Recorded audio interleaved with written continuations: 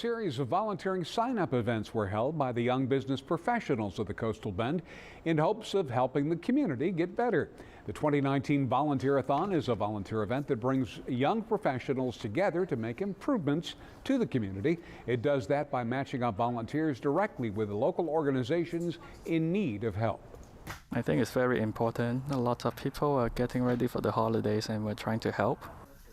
This year, the help went to the ARC Assessment Center and Emergency Shelter for Youth with cleaning and organizing their storage, and helped the Garcia Arts and Education Center and the Marina Arts District with Christmas decorating.